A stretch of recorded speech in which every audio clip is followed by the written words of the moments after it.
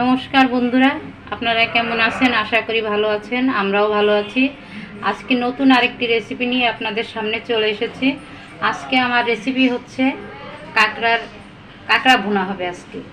আপনারা প্রথম থেকে শেষ পর্যন্ত দেখতে থাকুন আমি কিভাবে এই কাঁকড়া রান্না করি। আমার কড়াই গরম হয়ে গেছে, আমি এখন সাদা তেল দিয়ে দেব। পরিমাণ মতো আমার যতটুকু লাগবে ততটুকু আমি দেব। তেলটা একটু গরম হলেই আমি মশলা দিয়ে দেবো একে একে।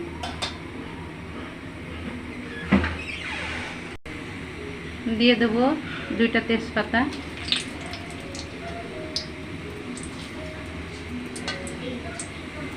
এবার একে একে আমি সমস্ত মশলা দিয়ে দেব। প্রথমে দেব জিরা বাটা,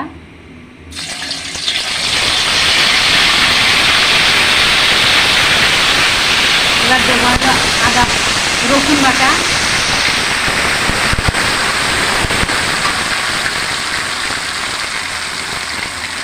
এবার দেবো আমি আদা বাটা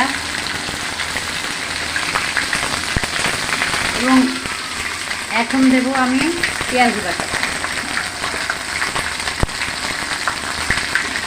এই মশলাটা আমি ভালোভাবে একটু কষিয়ে নেব। মশলায় একটু পানি দিয়ে দেব, দেওয়ার পরে আমি হলুদ, লবণ এবং মরিচ দিয়ে দেব।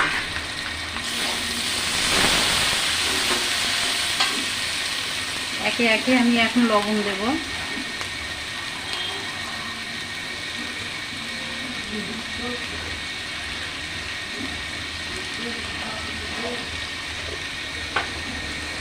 হ্যাঁ,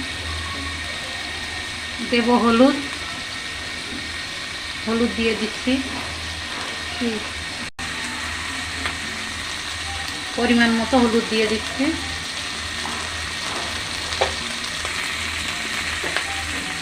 এবার দেব মরিচের গুঁড়া পরিমাণ মতো,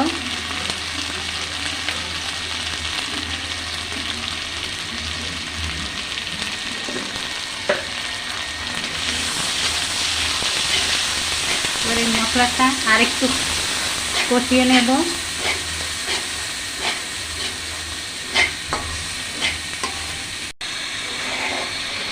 আমার মশলা কষানো শেষ, আমি এখন কাঁকড়াগুলো সব দিয়ে দেব।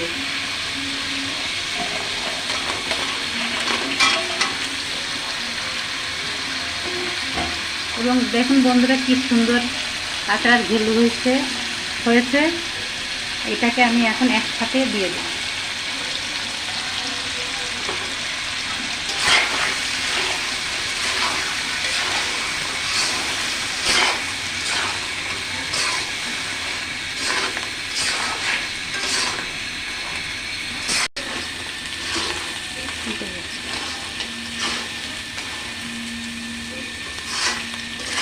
আমার কাঁকড়া কষানো শেষ, আমি এখন কাঁকড়ার ভিতরে পানি দিয়ে দেব।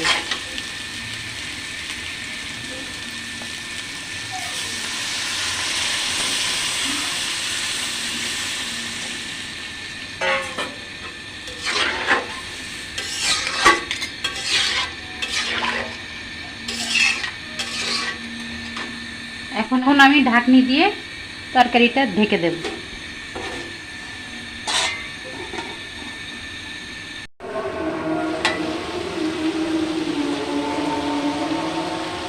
আমার কাঁকড়া ভুনা প্রায় শেষ।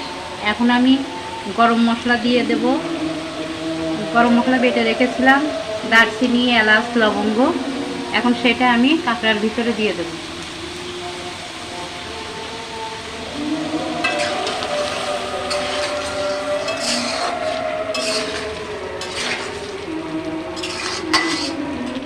এখন একটু আমি হালকা ঢেকে দেব, দেওয়ার পরে কাঁকড়া নামিয়ে নেব।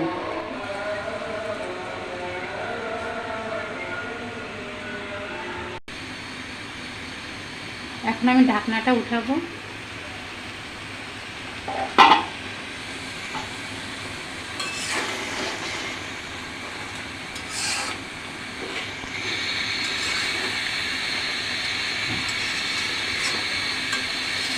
আমার কাঁকড়া ভুনা হয়ে গেছে, এখন আমি একটি পাত্রে নামিয়ে নেব।